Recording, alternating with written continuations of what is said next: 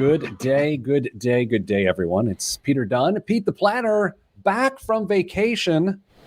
Dame, do I look refreshed? Yes, but that could just be the best intro music because of the best intro music in the game. Potentially. Dame, hello. Welcome to the last week of July 2021. How are you, my friend? I am looking forward to the weekend. We have a big city swim meet this weekend where the Aqua Duns are looking to have a good showing. The Soccer Duns season is about to fire up here in our area of the town. Dame, we have a big big show today. We've got several segments. We've got several topics, a lot to catch up on. You and I have not seen each other, talked to each other in a couple weeks, so it's nice to see you. Jameson, welcome back to the program. Jameson sent us a very nice email in the last couple weeks. Jameson, we appreciate you. Congratulations on all you and your wife's hard work on your financial situation. And while you tried to give us some credit for helping with that, we will not accept any of that credit. It is your work. Danza, fire. Good day to you, Danza. All right. So, Dame, we're just starting the show. That's where we're at. All right. Have you noticed it? By the way, I'm actually talking about our business here for a moment. I don't know why I'm letting everyone in on this conversation. Lots of cases this week. Yes, it's been a very, very active week for my team. We're helping people left and right. For those that don't know, we have two companies. One is called Your Money Line, which is a helpline for employees to call us, and their employers are the one who pays for it. It's an employee benefit. And so we've got a lot of people who have access to that line, and Dame's team answers that phone and handles emails on a regular basis. And we also have Hey Money, which is just the consumer version of that. If you're interested in that, go to callheymoney.com, and that's what we do. All right, Dame, I'm going to get ready to start the timer here so we can time the segment so we can start the show. Should we make the announcement on a time change for next week now before we forget? Oh, go ahead. So this is the last week, everyone, that we are doing a show recording live on Facebook and YouTube at noon Eastern, noon-ish Eastern. We're close enough. Beginning next week, whatever August, whatever day that is, 10 o'clock a.m. Eastern. 10 o'clock a.m. Eastern. So if you're on the West Coast, that's going to be an early call, but it's worth it. Yeah, waking up with Peter is what we're going to call that. Always good to wake up with Peter in the morning. Okay. Danza, yes, your employer does need to get your money line. Call us at, okay, let's start the show in 3. We'll put a banner up so it looks nicer on the Facebook. Okay, in 3, 2, 1. This week on the Pete the Planner Show, we answer your money questions. Here's how the show works. You email us, askpete@petetheplanner.com. That's askpete@petetheplanner.com. And here's what'll happen. Several things could happen, and one of them includes us reading your email on the air and answering it. And by we, I mean Damian Dunn, Vice President of Advice at Your Money Line and Hey Money, joins me now. Hello, Dame. Hello, Pete. All right, we do actually have a tremendous number of questions this week, and an old man gripey gripe for me. I don't know when it's going to come, but I'm fired up. It's been burning my giddy up all morning. It's a good one. It's a good one. Dear Pete, my daughter and her husband keep bringing up the concept of an early inheritance. My husband and I do plan on leaving them and our son's family whatever is left over upon my and my husband's death, but we don't really feel compelled to give either child money now. I feel like I'd grow to resent their financial decisions as I already view their financial prudence to be lacking. Yet she keeps bringing it up. Am I being selfish? Dame, this is called a living inheritance, and I have to say it is increasing in popularity, where the older generation has accumulated wealth, maybe even great wealth, and instead of waiting to pass on that wealth to the next generations upon their death, they're like, you know what? I want to see you have fun with it now. And so they began an aggressive gifting, an inheritance scheme. And so that's where we're at. That's the score. Before we get going on this, any general thoughts about what you've just heard? who's it really growing in popularity with? That's my. I mean, is this just an idea that was foisted upon the generation that will be moving on to post-retirement sooner than their kids? I don't know. It feels uncomfortable. All right. Well, apparently old man Gripey Peter is going to be here earlier than I thought. Dame, I'm with you there. This feels like a contrived trend where people are like, what people are doing is they're just giving their money to people like me, Dad, right now. As opposed to waiting until you're dead. Dame, I don't think this is really a thing. No, it feels like a fake holiday almost, like Valentine's Day. It's just something that was created to try and generate something for someone else's best interest. I can't imagine. I mean, sure, there may be some tax reasons for some people in certain situations to start giving some money away ahead of time. But this is greedy. You know why it's so uncomfortable? There's first, you talk about made up holidays. The worst made up holiday of all time is Sweetest Day. Oh, yeah. It's that fake Valentine's Day in the fall. Yeah. When Mrs. Planner and I first started dating in college, some other young man sent her a Sweetest Day card, and I never heard of it. I'm like, well, who's this guy, right?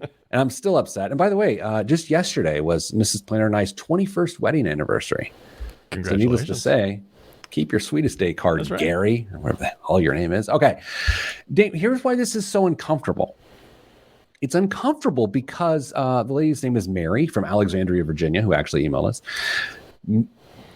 Mary parented the person putting her in a bad situation, right? So it's not only, it's like, hey kid, you're putting me in a jam here, but Mary has to be introspective about it and be like, yeah, we sort of helped create the sort of person who would ask for an inheritance now. And within this email, you get the idea that her son-in-law and her daughter aren't doing poorly. They just want some money now.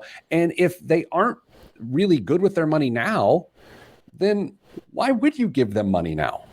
Totally. Why in the world would you just add additional fuel to that fire if you perceive, and your perception's right, that they are not the most judicious with the resources that they've already earned for themselves? I mean, if you really are concerned about it, maybe end up putting those assets in a trust to where they only get certain amounts of money long term. And I mean, would it be vindictive? No, not at all. Not at all. Would it be in their best interest? Perhaps it would ensure a longer term stream of income for that individual family.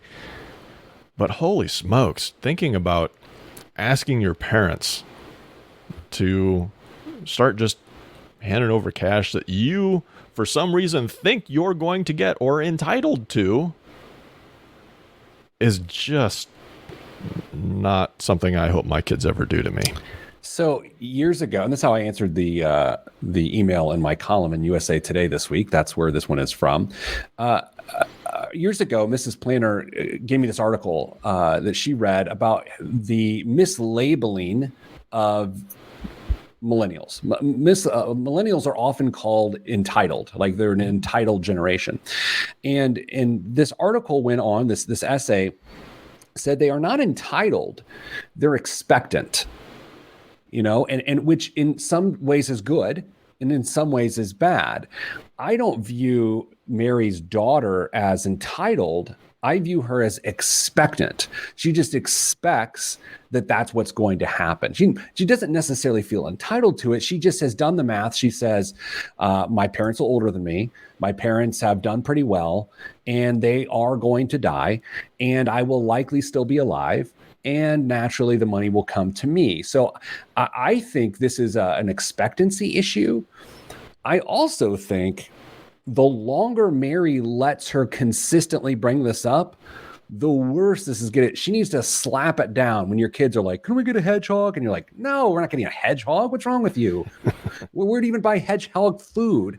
She needs to slap it down immediately. Do you know what we need to do, Pete? Yes. You do?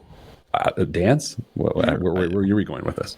I think we need to create an addition to Hey Money that is just us providing that service for people, slapping down requests on their behalf. Yeah. With voicemails or, Can we try it right now? Can I leave a voicemail, a fake voicemail? You want me to make the call, or do you want to leave a voicemail for somebody asking this question? This is what I would leave on someone's voicemail please. if they bought our service. Yeah. Hey, Mary's daughter, Kim, this is Peter Dunn. How are you? Look, I was talking to your mom the other day, and she mentioned your interest in a living inheritance. I just want to give you a quick buzz to say, no way. That is absurd. You are uncouth. I hope you have a great Friday.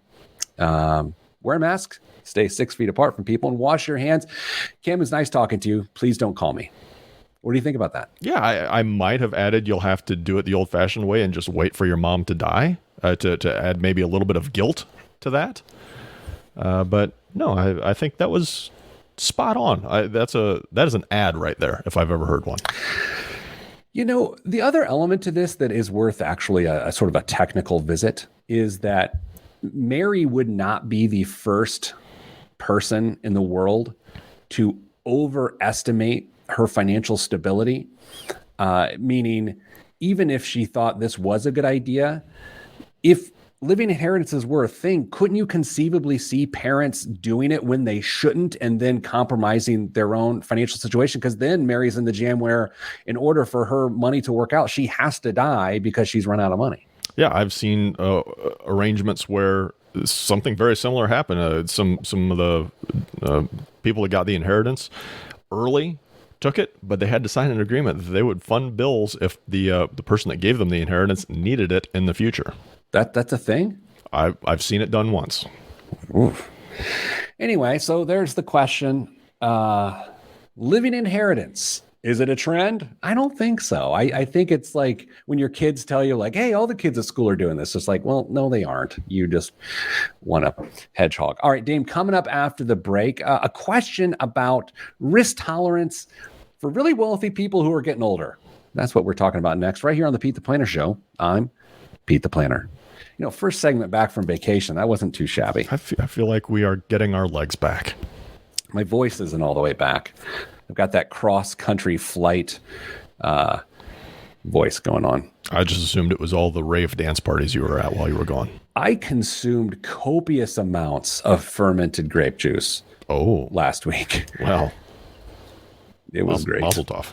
Mazel tov. I also honestly had one of the finest meals I've ever had. And I'm going to give, at the risk of being who I am, a little food snob, I am going to give a restaurant recommendation here on the air.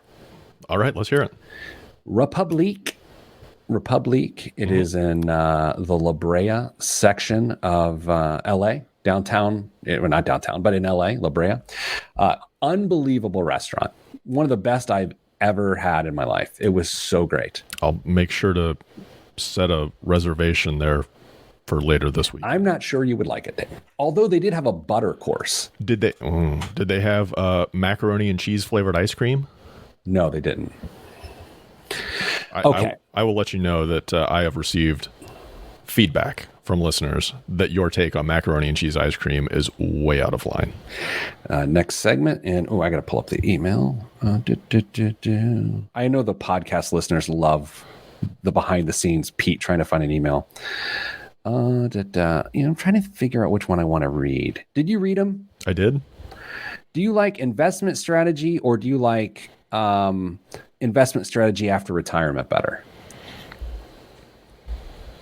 Now you're making us both. All right, I'm doing investment strategy. Okay. 3, 2, 1. Back on the Pete the Planner Show, answering your money questions. That's what we do. One time, someone was like, "What do you do?" And I'm like, I'm a planner. They're like, well, "What's it called?" I was like, "Well, Pete the Planner." They're like a wedding planner, and it's like, no, financial. Okay, Dame, here's an email. Peter, ooh, I don't like that. My wife calls me Peter, and that's about the extent of it. I don't know if I've ever called you Peter. Maybe I don't know. It's weird. It's the very select few people call me that. My wife and I have about $2.5 million in the stock market made up of IRAs and joint accounts. I've always just bought and sold stock on my own. By the way, I just thought of a joke as I'm reading this. If you owned cannabis stocks, would you hold them in a joint account? I was trying to put the dots together there very well. You did very well. Our portfolio is made up of index funds and conservative dividend-paying stocks. All dividends are reinvested. Drips. We, however, are now in our 70s. I have defined pension plans that exceed our living expenses and own our home with no credit card bills. Our medical bills are primarily Medicare and TRICARE for life. I continually turn down my last company's medical insurance, and for this, they supplement me in an additional sum each year. I basically want this guy's inheritance. You know what I'm saying? Oh, yeah. We have a son and 2 grandkids that we would like to leave our estate to, and we have prepaid college plans paid for both grandchildren. Oh my gosh, Gramps. I see myself investing for the long term as I don't require any money from the portfolio. My question is this the right strategy? Should I be investing in a less aggressive manner? My portfolio is made up of 30% index funds, 24% Microsoft, and the rest all American companies, mostly dividend stalwarts. I can't say that word well because I want to pronounce the A at the end instead of saying stalwarts. Mm-hmm. Is this too aggressive? Of course, I've been doing well in the market, but I don't kid myself. That is because of the markets have been going so well. From Mike. This is a great question.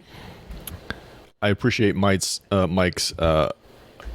honesty, saying that he's doing well because the markets are doing well. Right. However, I mean, with his allocation, yeah, I mean, I would expect him to be just absolutely crushing it right now. And is that aggressive? I don't know. Is 100% equities aggressive, Pete? It is. It is. It's interesting, right? Because you can be aggressive within your allocation, and then even within those asset classes, you can be aggressive. Mm-hmm. You know, sure. I would say his allocation itself is theoretically too aggressive. However, this is just an inheritance play. I mean, not Mary's daughter's inheritance, but it is an inheritance play. No? He has no need for this money at this point. So what I would encourage him to do is just start identifying goals of what he wants to do with it. Is it strictly inheritance?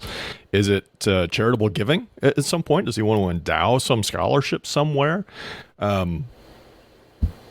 There's got to be some use, some defined purpose for that money to start deciding whether or not the money's invested appropriately. If it's just sitting out there to grow indefinitely for some undefined period of time, who cares? Let it go and let it grow, continue to just absolutely rocket to the sky in times like these, and then it's going to get beat up in times when there's the inevitable pullback in the market. So to figure this out, I think Mike has to start defining some goals and what the purposes of that's going to be. And if it's inheritance, maybe you get the kids involved and figure out what they want to see happen or what their individual risk tolerances are, even though it doesn't really matter to them at this point.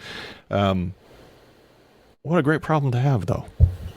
Yeah, you know, we always talk about during your work career, you're part of the accumulation phase of your life, right? You're accumulating assets.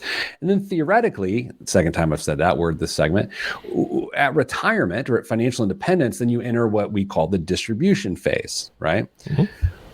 I would argue that this is identifying a third lesser used phase, which is creating an estate. Like creating generational wealth. Like there is no distribution happening here. He's even reinvesting the dividends. So I think you're right, Dame. I think this is about investment objective is not income. It's not liquidity. You could argue it's aggressive growth. You absolutely could. And I don't, let's say, honestly, let's say his portfolio tanks 80% right now. Other than a lot of Mylanta, his financial situation is not actually affected. His day-to-day is not impacted. No, not at all. And what we don't see in this email, I don't think, is what percentage of this money is inside of a qualified account and what's just non-qualified. Because at some point, there's going to, if there is someone qualified, there's going to be require minimum distributions, which will present the opportunity to start doing something with the cash in almost a forced sort of way. Sure, you could reinvest the money into a non-qualified account if he wanted to after the tax has been paid on it. But if that money's been freed up and distributed, maybe you start looking at opportunities to benefit those that are around you. So, yeah, if there is long-term aspirations here, I think you're as aggressive as you want to be with it because everything else is kind of covered. The other technical issue at play here is the concept of time horizon, right? Mm-hmm. You say, typically when you look at a retirement and in the assets that fund a retirement, the time horizon is when you use the asset. So we'll say age 67 and beyond. That's not this person's time horizon. And what's even more complex about this is when Mike dies, goes to post-retirement, his son's time horizon isn't at the time of Mike's death. No. So that's why I would just keep going. This is not the recommendation that we would have for most people because most people are not in this situation. Like there is zero reason, in my opinion, to take his foot off the gas. Financial planner problem here coming up. Can you imagine opening an account for Mike at his age? Oh my gosh, I know where you're going with this. With this with this level of risk exposure, and trying to get suitability. Compliance. Yeah. No, I've tried that before. So for those that don't, actually, this is sort of an interesting topic. For those that don't know, in the financial industry, when you are putting through trades or making investments on people's behalf, depending on how you're registered and whatnot, you have to prove, you have to be able to display that a trade or an investment is a suitable investment for that person. And that is a rather complex process. As a young financial advisor, which A, I'm not young, and B, I'm not a financial advisor, but when I was a young financial advisor, I don't want to say I was dismissive of that process, but it just seemed like an unnecessary roadblock because of my own immaturity. But the longer I was in the business and the more I understood, the more I matured, the more I realized that's a really important step of the process, but it is also one that would be a nightmare if Mike were your client, because your suitability and your compliance department would be like, I don't think this is right. And then you'd have to write a 4-page narrative as to why it made sense. Yeah, it's one of those road bumps or roadblocks or put in way to try and protect the consumer, the investor at this point. And it's one, just like you, that I considered a thorn in my side for a long time, but it's really there for a fantastic purpose. I love this email. I'm really into it. I would have to admit, though, if we're going to pick Mike's situation apart, to have 24% of your wealth tied up in one company, albeit a legendary holding, Microsoft, MSFT, that's a little weird. Maybe you work there. Coming up after the break, Old Man Gripey Peter returns from vacation. He's tanned, but he's mad. I'm Pete the Planner. Oh my God, that was really good. That was solid. Like, that was pretty good. You are not tanned. I'm not. My freckles came out, though. Did they? Yeah, I'd show you, but I'd have to do the cross-hand shirt takeoff. I didn't have my shirt off. Actually, I did. We were in Pasadena, and we're in my brother-in-law's house, and so Mrs. Planner and I are out for a run through this neighborhood in Pasadena, and I'm like, I'm taking my shirt off because no one here knows this body. I promptly got back to my brother-in-law's house and put my shirt on so that my sister-in-law was just not tempted by this. Exactly. This glistening, gleaming, mayonnaise-covered body. All right, Dame, that was a little much. Okay, let's do this. I'm looking at the... Oh, you know what? We're going to answer this question from Allison. Okay. What to do with extra cash, but I'm going to gripe first. Okay. Where did I slack the team this morning? The FC team. There we go. Oh, yes. Oh, it's old time gravy time. And hello, Mr. Pinkins. Good to see you. In 3, 2, 1. Back on the Pete the Planner show. Dame, something came across my desk this morning that caused me to go, you have got to be kidding me.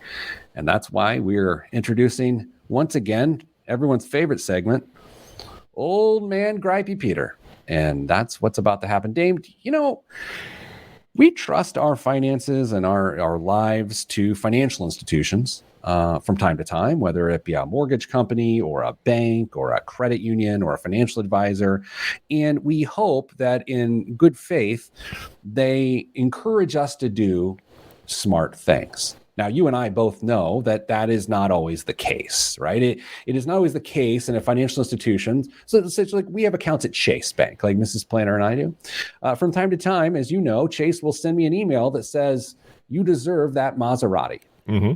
I've sent you this email, forwarded it to you several times, and it's consistently a Maserati. Chase wants me to buy a Maserati. Yes, like several times. Huh. Don't get me wrong. I would love a Maserati. I'm not going to buy a Maserati. And I also don't want my financial guide, my bank is not my financial guide, but I don't want my financial partner, also not to tell me to buy a Maserati. You know what I'm saying? Yes, absolutely. So a local credit union, which will not be named, I so want to name them, sent out an email newsletter this week to its members. That's right, you're a member of a credit union. And the rub with credit unions is this. What they say is you get treated differently than you do at a bank because they're not interested in their shareholders, because you are their shareholders, because you're their depositors, you are their members. You benefit more than what you would under a banking relationship. And I will say anecdotally, from my opinion, Damon, you can have your opinion, I do believe credit unions, for the most part, tend to have better corporate ethics than a lot of banks. Yeah, it's in fact for my family, that's our primary banking relationship is with the credit union as well, and we've been very pleased with the relationship that we've had, as well as the activity of the bank in the community. So this email subject line for this newsletter that came across from a credit union to its members left me feeling nauseous. Are you ready? Please. Use your home equity. I misspoke it. There's a possessive there. Use your home's equity to get away. They're encouraging their members to use a home equity line of credit to go on vacation. There has to be more to that. There's no way. Did you read everything, or is it just the headline? Because there has to be more. Look, I don't have any more than that. A financial institution couldn't be that irresponsible. But they also... To even make it, let's say you're right. Let's say it's like a turn of phrase and you click on it and it's like, this isn't what you thought. That itself would be irresponsible to use this as clickbait. That's because true. Morons like me sometimes only read the headlines. That is true. Regardless, I was hopefully, I was saying what I said most in hope, but it really doesn't surprise me that an institution did this. That's bothersome. Very. So there's Old Man Gripey Peter. I don't want you to use your home equity line for a vacation, everybody. Welcome back. Hey, Pete, this is Allison from episode 177 of the podcast. So Dane, back on this show back in the day, we had 2 podcasts a week. One was the show. Mm-hmm. One was the radio show like this. And the other one was I would talk to a person. Mm-hmm. It was called $1 Million Day. No. Plan. I don't know. No one knows. And I would just walk through their situation. I would tell them the day they're going to be a millionaire based on a formula we created. And it was a lot of fun. So this is Allison from there. We discussed, she says, we discussed on my episode, deceased pets and retiring at 62. I'm going to go listen to 177 after the show. You know, it's funny. If I have a terrible memory, you know this, right? The fact that she said we talked about deceased pets and retiring at 62 seems rather consistent with what this show has to offer.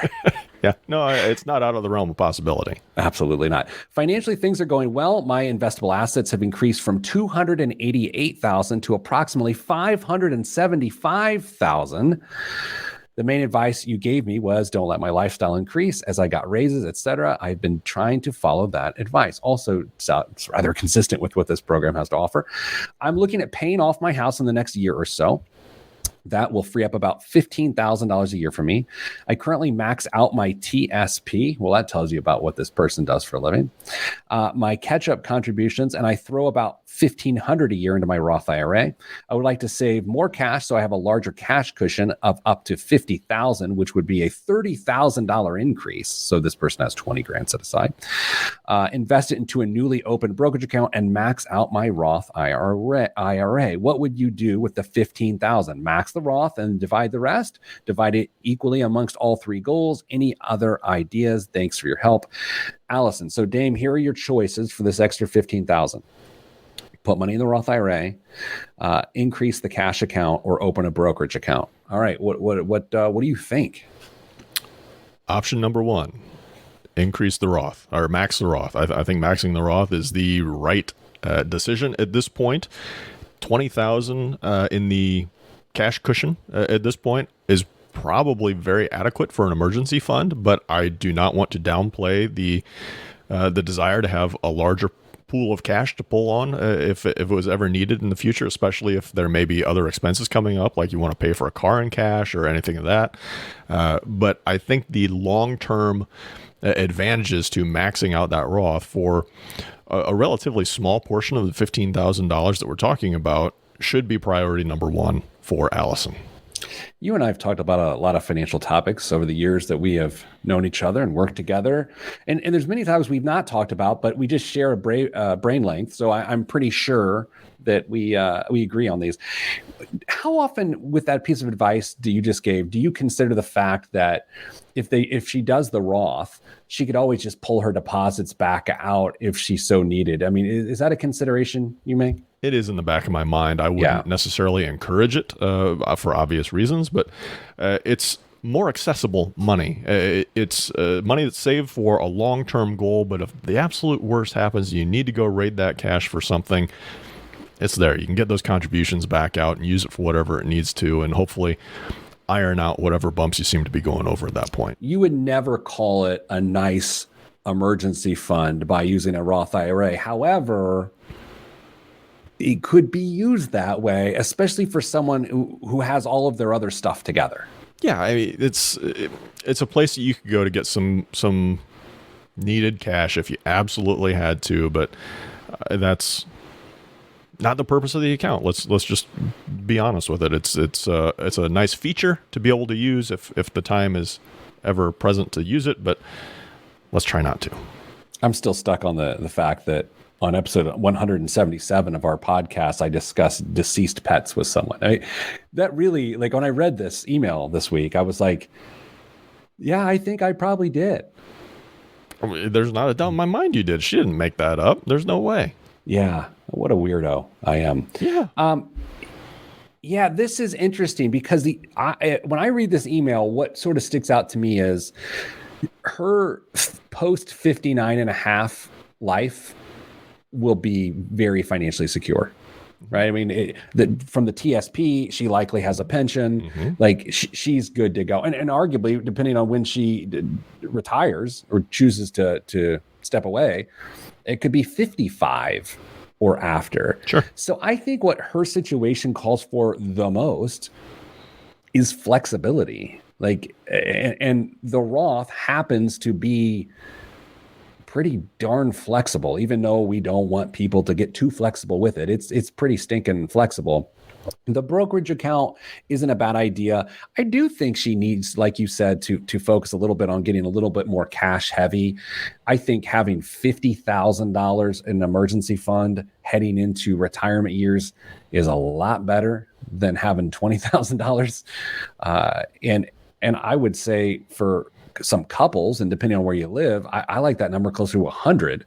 But if you're a single person, and I don't remember where Allison lives, although there was a deceased pet involved, so she might live near the pet cemetery, 50 is at the very least somewhat adequate. Dame, let's do this. Let's come back after the break with biggest waste of money of the week and current events. All that is next, right here on the Pete the Planner Show. I'm Pete the Planner. these outros this week are just phenomenal. You needed a break. It came back and you're just on your game. Very nice. All right. This week's biggest waste of money of the week is going to anger people. Actually, it's just only going to anger one industry, and there are people within that industry. Excellent. And it will make people think I'm a boomer. Oh, even more so. All right. Yeah. When we landed in LA, we're driving to where we were going, and my kids, like, we just got in the rental car. My kids just were like, wonder if we'll see any influencers. And then they'd see like a Tesla, like, influencers drive Teslas. And I'm like, you guys, this is going to be a long trip. No one can say the word influencer again, right? You can't say it. Because I mean, it was like 30 times, 10 minutes into the trip. Influencer. I'm like, I hate that exists. Did you fly into or out of LAX at night? We flew out at night, yes. LA's got to be one of the prettiest cities to fly out of at night or into at night. It's gorgeous. I was asleep at takeoff because I'm a professional. We took the red eye home. I tried to put hair on my kids' chests. I'm sure they were appreciative. Yeah, Ted was not feeling that. No. Ted actually was crying himself to sleep. But you know what? That's why I sat in a different row. All right, in 3, 2, 1. This week's biggest waste of money of the week right here on the Pete the Planner show is the I can't read. The Shoe Surgeon Creators Academy. That's the Shoe Surgeon Creators Academy. Dame, try to say shoe surgeon 3 times fast. No, I won't. Shoe surgeon. Shoe surgeon. Dominic, the shoe surgeon Ciambrone, is known for his custom takes on iconic sneakers like the Air Jordan and Air Force One. Now, he's offering aspiring artists a chance to learn from him and his team. The Surgeon Creators Academy classes are 4-day experiences that teach students how to fully deconstruct and reconstruct sneakers. Each course includes a pair of shoes to customize, a shoemaking toolkit, unlimited leather to use during the class, a sewing boot camp, a guide on where to source materials and tools, daily breakfast, lunch, and beverages, and a private dinner networking event hosted by the surgeon himself and his team. Dame, what do you think it costs for 4 days at the Shoe Surgeons Creators Academy? I don't know. Working with an influencer like this sounds like it's gotta be $999. Oh, that would be a steal. It's over $5,000 to spend 4 days with a person who's going to teach you how to sew. Let me tell you this. I don't remember my middle school home ec teacher's name. I think it was Mrs. Davis. And you know what? It seems rude to tell a large number of people, oddly, that you don't remember a person's name. Yeah. I don't remember her name, and I'm sorry.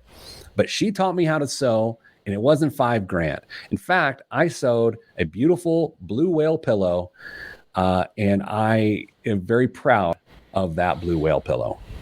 You could make a hamburger, a blue whale pillow, or something else. And she did not charge me $5,000, and I did not have to say the shoe surgeon. I just had to say her name, of which I cannot remember. I think I made a basketball, maybe like a stuffed basketball, not an actual sweatshop basketball. Did you have a home ec class? They don't call it that. It's family consumer science or something now. They don't call it home economics. Did you have that course? I did. Do you remember your teacher's name? Of course. What was it? What is it? No idea. See, I remember. I feel really bad now. I don't remember what's in the news this week, Dan? Robinhood made its initial public offering Thursday. It targeted a $38 open and closed the day at $34.82. That's down 8.4%. That happens to be the worst debut on record among 51 U.S. firms that raised as much cash as Robinhood or more, according to data compiled by Bloomberg. While Robinhood is dealing with 10 or so civil lawsuits, as well as some recent bad press about their CEO not having his securities licenses, many were still bullish on seeing a pop in the price after 1 day of trading. So, To keep things interesting, Pete and I made a little wager with each other on the closing price, whether it would be higher or lower than the IPO of $38. Being a good employee with my own longevity in mind, I let Pete pick first, and of course he took the reasonable position of taking the lower, under $38, which left me with losing. It left me with losing. So if we really want to disclose how this went down as we bet over Robin Hood, Prince of Thieves, I said $34 would be the closing price, and it was actually 34 and change. I think what we should have done is set the over under at 34, and I should have taken the under. So even though I won based on the rules of how we set this up, I think you should have won because I said 34 and it was actually above 34. Yeah, I don't know, but that wasn't how we bet. So since I lost, I am now morally obligated to read the following statement that was prepared for me. Pete, you are clearly superior in your ability to predict prices and outcomes of certain stocks. You are not only a brilliant financial mind, but an exceptional leader with dashingly good looks who inspires everyone he talks. What? You know what? Take my pay cut, and I'm not reading that anymore. What else is in the news? Jacek Olczak, the CEO of Marlboro maker Philip Morris, told British newspaper The Mail that this week the company will stop selling cigarettes in Britain over the next 10 years. Yes, you heard that right. Marlboro is urging the British government, or Philip Morris is urging the government to treat cigarettes like fossil fuel cars and basically regulate them to death because the government is also banning the sales of gasoline-powered vehicles in 2030. Pete, how would middle school Pete have reacted hearing that his company, his holding, is trying to work themselves out of business? I would have been very pro deregulation. I read that story this week when it came out, and I can't get my head around it, honestly, because the question was then asked, does this include e-cigarettes too? And I don't remember her answer on that. I think it's a her. Yeah, they were working towards being believe it or not, I think they called it a health wellness company is what they're trying to transition to, which I don't even know if I can put those two together. I was at a Walgreens this morning, and I noticed that they still sell tobacco products where CVS does not sell tobacco products. It's a little, it is what it is. It's a little weird that a health and wellness company like a Walgreens does sell tobacco products. I guess you could say the same thing about selling alcohol, but alcohol does not lead to lung cancer. You know what I mean? Like, isn't that a little weird that Walgreens still sells tobacco? Yeah, it's odd. I mean, alcohol leads to cirrhosis of the liver and all that great stuff, but that just seems weird. I don't know. What else is in the news? In March, the U.S. government provided an additional $300 a week to unemployed workers through September to blunt the impact of the economic downturn. Many states chose to end those benefits this summer, arguing they were a major contributor to widespread labor shortages. Did cutting those benefits boost hiring? Well, economists are scrambling to figure it out, and Tuesday, we got a preliminary answer that's just as nuanced as the question. Unemployment insurance didn't impact overall job growth, but it did cause a reshuffling of the type of people who were working. In states that ended the extra unemployment early, hiring for adult workers 25 or older increased the week governors said they were cutting benefits, but it returned to typical levels once the benefits actually expired. At the same time, the hiring of teenagers age 15 to 19 jumped in the states that didn't cut the benefits. And overall, employment growth in the states that ended the enhanced unemployment early and states that are keeping it until September has been roughly equal. I saw a story this week, and today, actually, that had me wondering about this topic. And it was that the eviction moratorium is coming to an end very soon. Like, very soon. Meaning, if you're not paying your rent, your landlord will now have the right to evict you once again have the right to evict you for financial reasons, for non-payment. And during the pandemic, they couldn't do so based on this moratorium. I think it's going to be very interesting to overlay data with this idea and unemployment. I think it'll be really interesting to see, is there a portion of the population, or better yet, what percentage of the population is choosing not to work because their largest financial obligation has not been their responsibility? And that seems very cynical, and I say it with kid gloves, honestly. Like, I just wonder, and I'm anxious to see what the data says. There are so many great pieces of data that we're going to get in the next few years, and to see how this all impacted folks. But there is a bit of coldness when we talk about them as well, and that's certainly not our intent. Yeah, I agree. I think about the aftermath of this whole period of time a lot, for a lot of reasons. But it's the economic data that I think people are going to argue about for the next 200 years. Oh, yeah. There will be lessons on it for sure. All right, Dan, that's all we have time for this week on the show. So I'm sending you good vibes, because good vibes are all that's in the budget. I'm Pete the Planner, and this is the show. It's a pretty solid show for taking a week off. It's almost like I needed a week off. I wasn't going to say it, although I already did. Oh, all right, Dame. What do you got planned this weekend? Anything good? Aquaduns. I already told you. Oh, yeah, Aquaduns. I mean, that's what your kids are doing, but then you vicariously get wet. Or do you wear a Speedo when they swim? Yes. I paint my chest, and I'm running tech, so there's a good chance you'll see me on camera at some point, too. Remember, next week, we switch our time of our live broadcast goes to 10 a.m. Is that right? 10 a.m.? 10 a.m. Eastern. 10 a.m. Eastern on Facebook Live and YouTube Live. If you're wondering why, a few reasons. All right. That's it, Dame. Everybody else, stay getting money.